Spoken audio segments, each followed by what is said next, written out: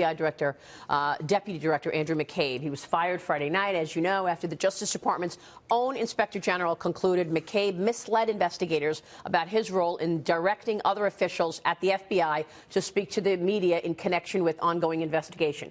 Bottom line, McCabe shared information with the Wall Street Journal about the Hillary Clinton email investigation, and then he lacked candor in explaining what he did, or he lied, and that's why he was fired. So McCabe shot back. Let me just say that McCabe shot back Saturday morning. Here's his statement. As deputy director, I was one of only a few people who had the authority to do that.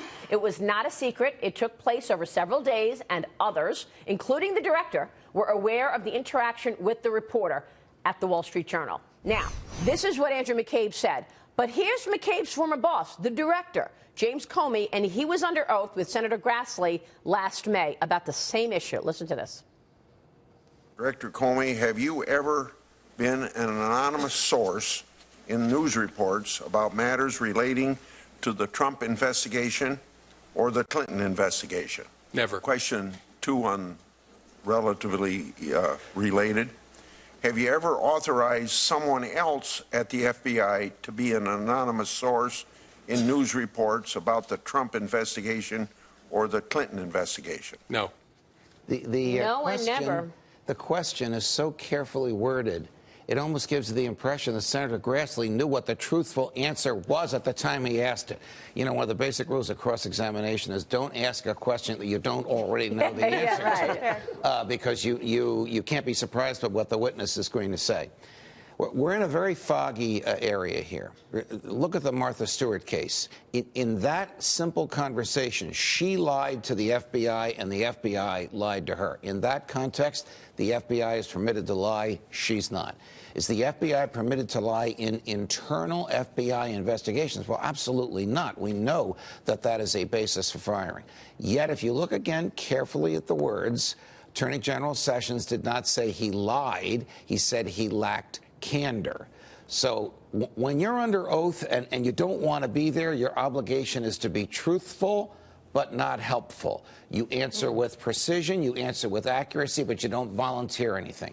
Unless and until we see the transcripts of the Q&A and form our own judgment for ourselves, and we can only see that if Andrew McCabe agrees to have them come out, because these are personnel records of his and they're protected by privacy statutes, we're not going to be able to second-guess Attorney General Sessions. But the statement from Attorney General Sessions says all FBI's employees know that lacking candor under oath results in dismissal, and that our integrity is our brand. I agree with that. To my point earlier, the FBI terminated 19 employees for lack of candor from March 2017 to March 2018, and those people, to be clear, because I misspoke earlier, were not even under oath. I have according to tell to DOJ you, though, officials. Terminating somebody a day before their pension kicks in after 21 years of service, the number 2 person in the FBI, strikes me as spiteful and politically reckless. Well, how else would you punish him? Why didn't he do it sooner, is what you're saying? Correct. And it's reckless because this guy, McCabe, is about to testify against Jeff Sessions' boss, the President of the United States. Why would you fire him in this environment? Don't you think, though, people started getting upset when they heard that he was set to get $1 million in his pension, and it was because some of the broad outcry from the public saying, why is he, after what he just did?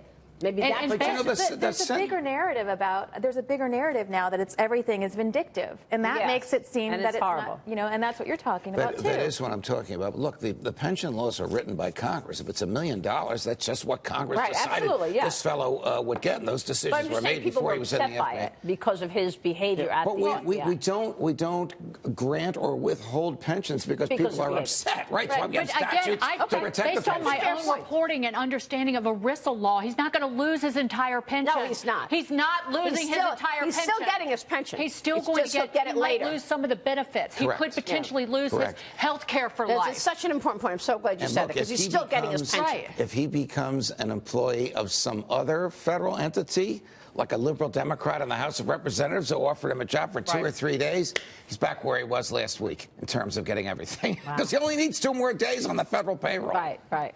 I want to understand the difference between lacking candor and lying. I would need to see the transcript. I don't think that Jeff Sessions would accuse him of lying unless it was very, very clear. Lack of candor is a little fuzzier. All right, Andrew Napolitano, thank you so much, You're Judge. welcome, Good guys. to see you.